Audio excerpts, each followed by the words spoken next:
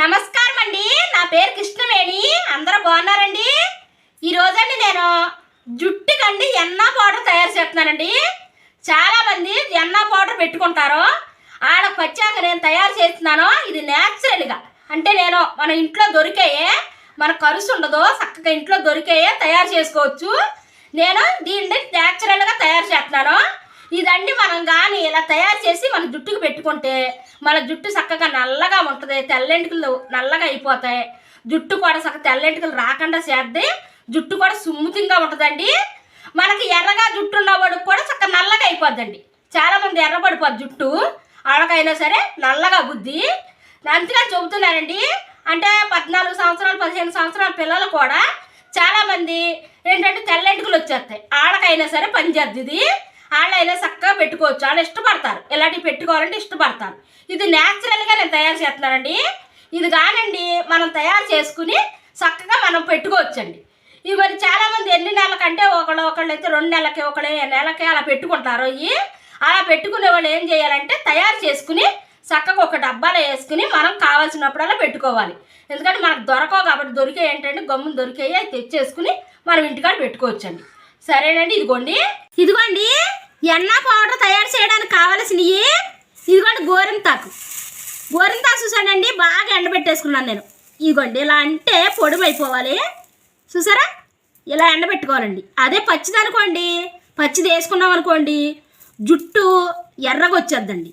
ఇలా ఎండబెట్టుకుని వేసుకుంటే మన జుట్టు నల్లగా ఉంటుందండి.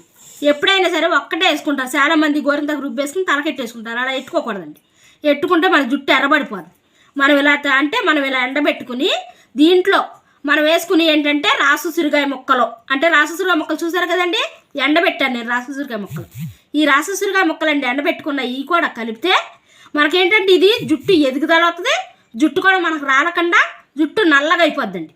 ఇది కూడా బాగా పనిచేద్దండి. ఇదిగోండి ఇది గుంటకర్రలాకండి.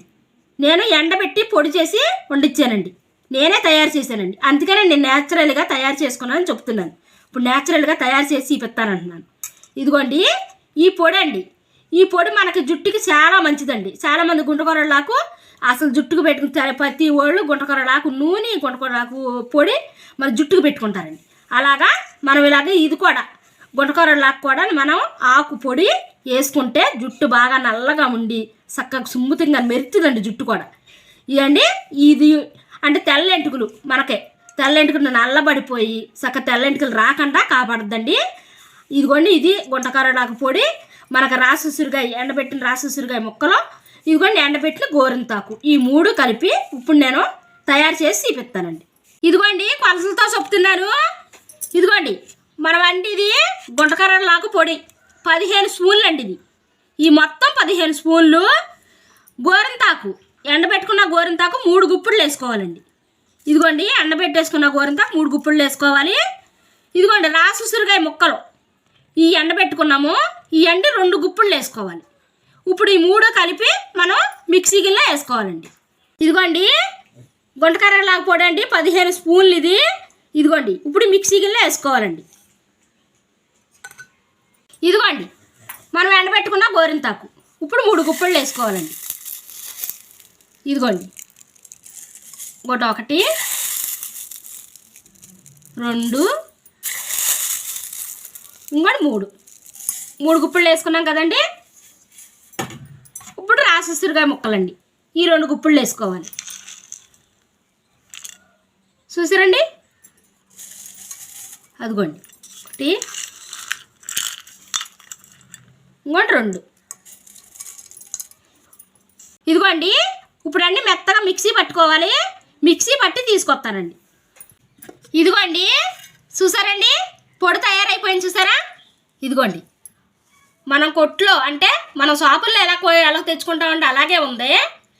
నేను చెప్పినట్టు మీరు తయారు చేసుకుంటే న్యాచురల్గా మన జుట్టు కూడా బాగుంటుందండి. జుట్టు కూడా చక్కగా నల్లగా అవుద్ది, మంచి పని చేద్దండి ఇది. ఇదిగోండి సరిగ్గా చూడండి చక్కగా మెత్తగా అయిపోయింది.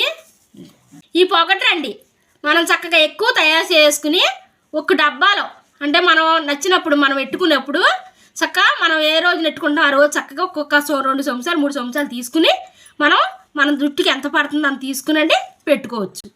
ఇదిగోండి చూసారండి చక్కగా పొడి అయిపోయింది.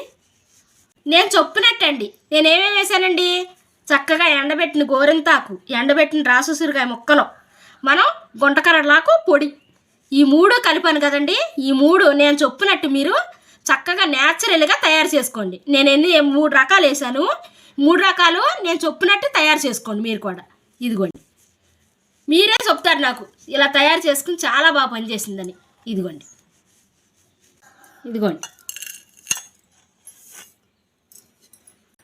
నీళ్ళు వేసి కలుపుతున్నానండి. అంటే మనకి ఇది గట్టిగా ఉండకూడదు, జోరుగా ఉండకూడదు, సమానంగా ఉండాలండి. మనం కలిపేటప్పుడు కూడా చక్కగా జుట్టుకు పట్టేలాగా సమానంగా ఉండాలి. మనం ఇలాగా కలిపేసుకున్న తర్వాత మనం జుట్టుకు బాగా పట్టించుకోవాలండి.